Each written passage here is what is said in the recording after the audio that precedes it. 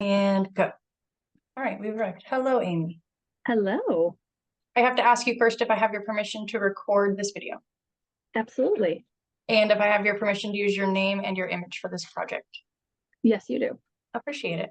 Can I please ask you your name, occupation, and the city that you call home?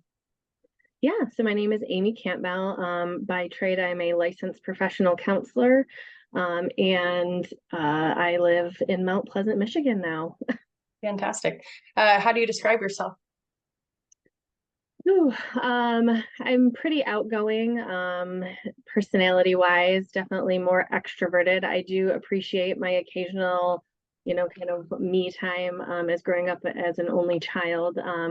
I got good at doing that, but I also, would be at the window waiting for the neighbors to come out, so I had someone to play with. So I think that aligns with me being a good team player and working well in group situations and liking to collaborate with folks. I enjoy music and dancing. I've always been involved in that throughout my life. So that's where I derive some of my joy and stress relief and self-care from. And I would say that I'm just somebody that has always had the knack for wanting to help people, whatever capacity that was going to be. And so, as we can see here, it landed me in the role of being in the mental health field. Fantastic. I like it. How do you feel today? I feel good actually. I have a couple days off coming up here, so I am kind of in a happy place today. I had some good meetings already and a couple to yet to come, and then I am off for several days, so I'm feeling good. Hey, no complaints. They have me doing my work. I'm doing training from home this week, so I'm getting paid to. I just got all my laundry done, doing some training in the background while holding my laundry. I feel good about that, and then I'll be off for the rest of the week. So I'm with you. It's a good Yeah. day. Thanks. As part of the interview questions, go. I have to ask you, how do you really feel today? Honestly, like usually that is kind of a loaded question, but I honestly can say that I do feel really good. Like I'm excited for what I have, coming up in the next few days. Like I said, my meetings that I've already had today went well, so making some headway on some projects and collaborations that I'm a part of. Get to spend some extra time with family.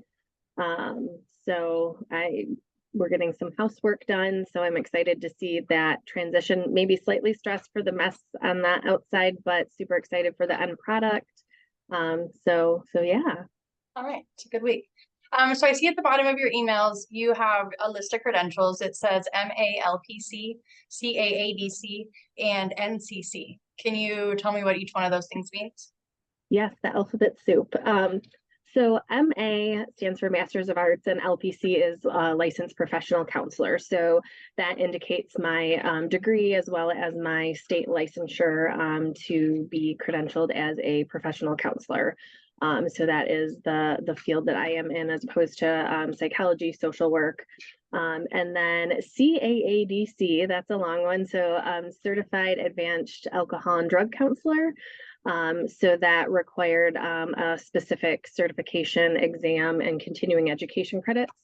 And then finally, the NCC, which is a National Certified Counselor credential, and that requires also some continuing education credits over the course of time, a larger amount than the other two credentials require. And so just kind of keeps me relevant and up to date in the field, as well as in previous places that I've had worked more specifically with substance use and substance use disordered clients. And so that's where my CAADC came into play. Mom's a recovering addict and she is a CADC too in Oregon. So I knew what that one was, but I had to ask. I actually Googled the rest of them too, because I needed to know, I didn't want to sound ridiculous asking the question and then you say something. So that's awesome. So does the national one, can you go to any state and practice? Yes, yep. So you submit whatever credentialing that you have from your state. So I had to submit my licensure from the state of Michigan to that, as well as some other requirements of courses you've taken in the past and other certifications. And you submit that for review. And if it gets accepted, then you receive that credential, and you have to keep up on the amount of continuing education credits over the course of the cycle until you renew, and then go from there. So So anybody in any state, yes, can apply to have that credential. Awesome. I like it. Do you think that compassion plays a role in all of your various credentials? Yeah, absolutely. I mean, maybe not specifically the credential or the required continuing education in terms of like you need to take courses in compassion, but I definitely think the work that it drives me to do in those areas, equally require or should have compassion as a component of that. Do you think, or do you find that you've had to use more compassion in one of those areas versus the other? I wouldn't say necessarily because a lot of times there's a big crossover, so if you're working with somebody, for instance, who's struggling, and is in recovery, there's likely some mental health and some other things, at play. Folks that I've worked with that maybe aren't coming in specifically for that, maybe they've been impacted by somebody who has had substance use. So there's so much crossover, across those entities. And so definitely having compassion in kind of all those lanes, I think is very important. Okay. Well, I contacted you for this interview because you have had experience or a role in the foster care system. Could you tell me a little bit about what your role was and what your job duties entailed? Yeah, so for 10 years, I worked for an agency in which I saw clients of all ages and all presenting concerns, but there were some across the time there that I dealt with who were either parents fostering a child, children in foster care, or in certain cases, parents trying to get custody back of their children out of the foster care system. So, as a former foster youth, I think it's really cool that you've had to work with both parents and kids because I remember doing counseling weekly with a counselor, and I don't feel like that they ever met with my parents. So, did you meet with the parents of the kids and the kids, or just random parents, random kids? No, I think depending on the situation and how involved the parents were, a lot of times I met with them both, maybe not always regularly, but to check in to see, where things were going, depending on, and sometimes caseworkers and things like that would be bringing kids because parents, worked or, had other things going on. But tried to have, if we couldn't do that inside the counseling session, we would have what we called care coordination meetings. And so anyone who was kind of working with that child or that family would be invited to those meetings to kind of all be on the same page about, what was going on and what was needed moving forward. That's cool. I like it. Do you think did you find it difficult to show compassion to like the parents more than the kids or the kids more than the parents?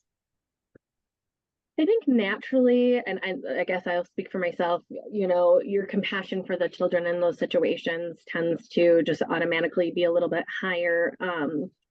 But I think over time, as well as I went on in my career and then also became a parent myself, I think understanding, those struggles firsthand kind of helps you open your eyes up to that as well, and understanding, what they may be going through. And so I think to me too, it depended a little bit on who was my identified client, right? So if the child was my identified client, then I was, there for them and advocating for them. It doesn't mean I wasn't working simultaneously with the parents, or, vice versa. If the parent was my client, then that was kind of my role. So also looking at, that piece of things. Who do you think received your compassion more willingly, the kids or the parents? Ooh, I think that could be a toss up. There were definitely some children, especially those who had been kind of in and out of the system, who, were very hesitant, resistant, and rightfully so in terms of trusting folks. And then there were some parents kind of in the same place. And then on the flip side of that, some that were very grateful and appreciative of, the services that myself and my agency were able to provide. So very open and willing to really want to work through, things, and some kiddos as well who, were wanting that support. But what did you find is the most difficult part of that position for you? Oh, really trying to, I think, be a true advocate, for the kids, because especially depending on their ages, and I worked with kids,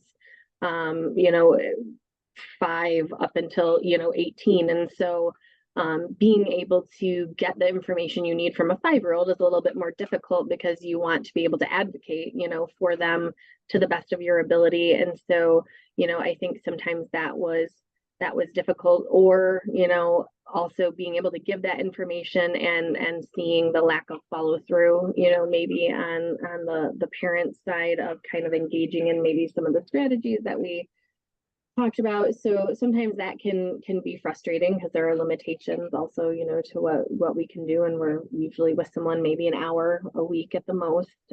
So Can you tell me of a specific time when you offered compassion to a child that was in foster care? yeah, I can think of a couple, and this was typically with my like early teens or tweens, whatever you would, adolescents. Again, a lot of times because of that trust, and so, we had certain protocols we were supposed to, abide by in terms of like what we're doing in our sessions and making sure we're sticking to our identified treatment goals and some of those things that were important. But sometimes the kids just needed a space. So I had one session where I just sat in silence for probably good 40 to 45 minutes. And I offered them to talk or to do other activities, and they didn't want to, but they also didn't want to leave. And so I just honored that, okay, we can just sit here. That's fine. Like, if that's more important, if that's going to be something that's helpful to you in this process, I'd rather do that than be so caught up on like, well, that wasn't on our treatment plan, goals. Or just, I remember playing some games on my whiteboard in my office, guessing games and different things like that, or kids wanting to show me like math problems that they learned in school. Again, not necessarily therapeutic, but for them, having that space with someone who had their undivided attention, where they can, be themselves and talk about things, even if it wasn't specifically related to their case. I found that was important, and that also helped build rapport, moving forward and working with those kids.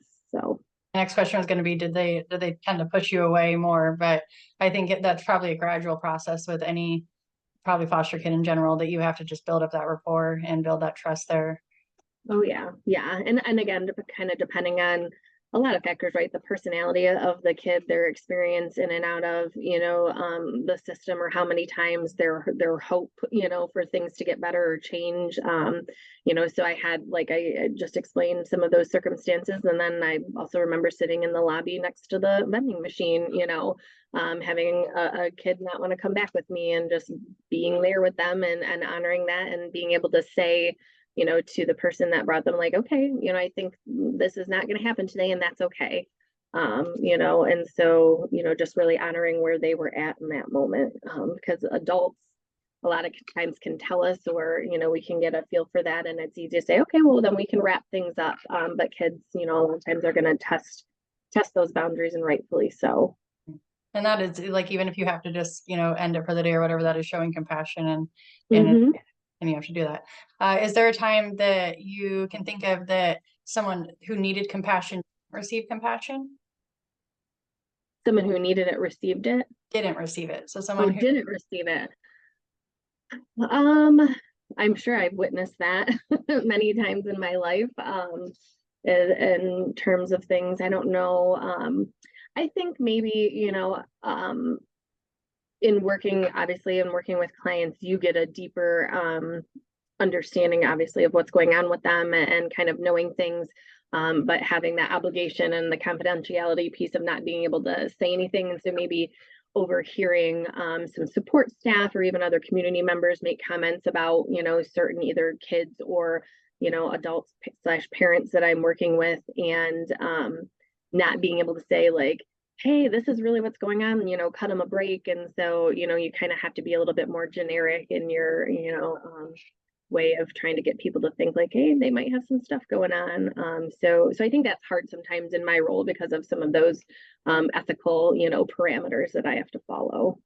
And it, like most people in those roles should know that, should know trauma inform and be, informed with the fact that these kids are going through trauma. But even in my work, I see that that's just not the case. And I think it's hard for people maybe that haven't been there, don't understand it, to just be able to wrap their mind around it and just not understand, like, this is based on what they were shown, their childhood, whatever it is, you know, and they trauma, and that's just life. And so you've got to be able to just not take things personally and really just accept that these kids experience trauma, and that's just life, and that's who they are, and try to help them overcome that, I guess, you know. To the ability, we have the capacity, right? Because everyone has different, you know, availability to do that. So I think, again, it's hard for everybody, just when it comes to any situation, every situation's different, and just really being able to ground yourself constantly and just, you know, feel, just know that you should feel for, especially if they're kids. If they're kids, and they are in the foster care system, they're just not experiencing any form of what would be considered a normal life. And so that already is just a set of difficulties that they're going through. And so just trying to, you know, be compassionate to that all the time. absolutely. If possible. Is there a time that you personally wish you would have shown more compassion to a kid or a parent in the system that you didn't, couldn't, wouldn't? Gosh, that's a difficult one, because you know, it causes you to think about like, hey, there's areas definitely, and I'm sure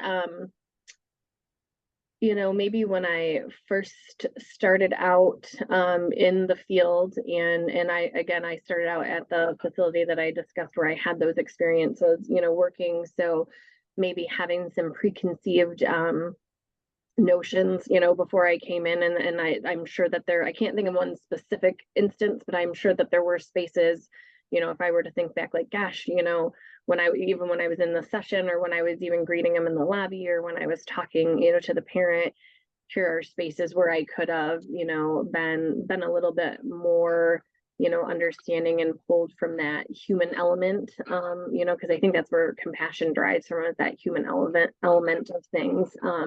And so probably being maybe a little caught up in the wanting to do things, you know, right, and following certain protocols, especially as a new grad, you know, just getting used to being in the field, and being respected as a professional and things like that. So I'm sure that there was spaces in which I could have done a better job at that, especially at that time. Can you think of a time when someone offered you compassion? A parent, a child, anything like that, and like a memory with that sticks with you? So like a parent or a child that I was seeing as a client, or just kind of in general? Yeah, in general. I would say, and I guess this ended up being clients as well, as they became aware of it. So I'm diagnosed with an eye disease called Stargardt's disease, and it's a juvenile form of macular degeneration. And so it didn't really show up and start impacting my life until probably soon after I graduated grad school and started my job. And so I had insurance, and I was able to go to professionals and kind of figure out what was going on. But that impacts my ability to see. And so over the course of time, I've, you know, started to use more adaptive equipment. So I would have, in my first job, I had this like screen thing that went over my screen and magnified my screen. And sometimes I would have things large print and stuff like that. And I find that, you know, on the flip side, sometimes people would make comments about it, but on the other side, there was plenty of people who maybe asked questions appropriately, and then were compassionate or understanding, or even thought ahead if they were gonna, you know, maybe show me something or have me look at something, knowing that, you know, I might have a hard time doing so. And so I would say that, you know, that was coworkers as well as clients, both, you know, kids and adults. So. Was it fixable? It is not. It is a degenerative disease, and so I know that there's some clinical trials going on right now. I had been asked to be in one at one point in time, but it just was not feasible for me to participate. So I'm hopeful, and I also am thankful, because mine is less progressive than some I know, and it started later in life. So I will hang my hat on that, and, you know, ride that wave until until it, you know, progresses further. But it, you know, it creates some limitations, but you also then get to be creative and figure out how to adapt around them. Oh, I like it. Do you think that your experiences receiving compassion from people when it came to that situation, or just, I guess, general situations in your life, plays a role in you being your job title, first of all, like what you decided to go on to be as an adult, like your whole experience of compassion as a child, did that play into, or did you have a rough childhood and that somehow transitioned you into wanting to be more compassionate, or? I did not have a rough childhood from my recollection or my perception of it. I had a very supportive, family in terms of things that I wanted to do, goals in life. So I think mine comes more, and just with most families, there are certain individuals that had maybe some struggles that impacted our family, but not in a largely detrimental or traumatic way for me personally. So I think mine was more of being able to see the struggle in others and want to support them and help them through it. So maybe not through my own lived experience, but my capacity to be compassionate and empathetic with people, and want to offer them options and hope for moving through whatever it is that they may be going through at the time. So Do you think the compassion is important?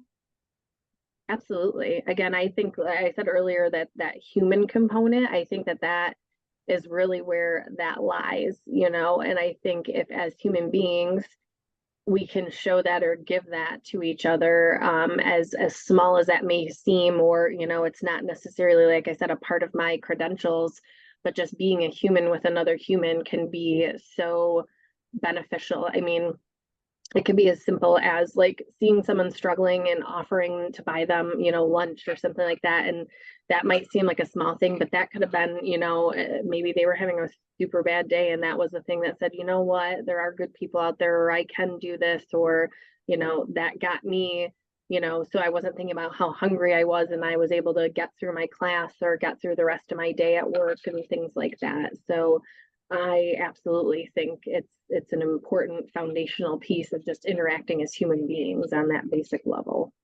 Do you think that there's such thing as showing too much compassion? Um, I think so, only in terms of not necessarily the person receiving the compassion, but those that are giving the compassion. Um, just like we talk about people being like empaths, I think you have to create boundaries within yourself so that you're not spreading yourself too thin, and that you're giving really valuable and dedicated compassion at times to people, and recognizing if you're in a space where your tank is low, maybe you don't have that to give in that moment, and that's okay, and being able to accept that and not feel bad about not every time you see someone giving buying them lunch or things like that. So I think not necessarily, I think compassion is so important. I think if we could all give as much of it as we could, that would be beneficial. So I think it's more so recognizing within ourselves, like, okay, where am I at? How much do I have to give? And being okay with saying, I can't give any more right now. And hoping that reciprocates back, to us at another time when maybe, someone else is struggling and we're able to do that for them. Great, I like it. Okay, last question. If you were to offer some words of wisdom about compassion, what would they be? I think it's always just important to remember, we're all humans going through our own things, and so we never know at any given point in time what someone's going through, nor is it, our right to know those things or for them to explain themselves. And so I think to the best of our ability, if we can give someone the benefit of the doubt and just show them some of that, genuine human kindness, knowing that it could be, could be a life-changing thing. I mean, if you show someone compassion, that really could be something that changes their life in a number of ways. And so just always knowing that there's more to someone's story than what we may see or perceive. And I think that's, if we can do that, we'll be in good shape. Awesome. I really appreciate you taking the time to do this interview for me. You've given me a really cool perspective on it. The other 3 interviews I've done were people that were in foster care. One was my mom, one was my old foster sister, and then one was a professor there at the school. And they all spent a pretty large amount of time in foster care, and so they've all had their takes on it. And so it was really cool to side of it and see somebody on your side of it, I guess, and what your thought is, because I don't know, for me, I guess I had 3 really bad caseworkers. I was in foster care 3 separate occasions. And I mean, all 3 of my caseworkers now as an adult looking back, they just were not compassionate people. And I think it's such an important role, like part of your role. Absolutely. and for you too, you know, that you were a counselor, you obviously have to be able to understand compassion and give compassion, and you are clearly a very compassionate person. So you're a perfect person for this interview, and I really appreciate you taking your time and doing this for me.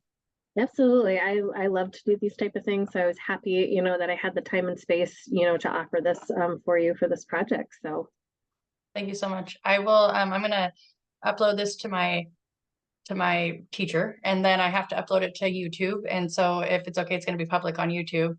Mhm. And then I'll send you the link so you can watch it if you want to. Yeah, I would love to. I would love to see it.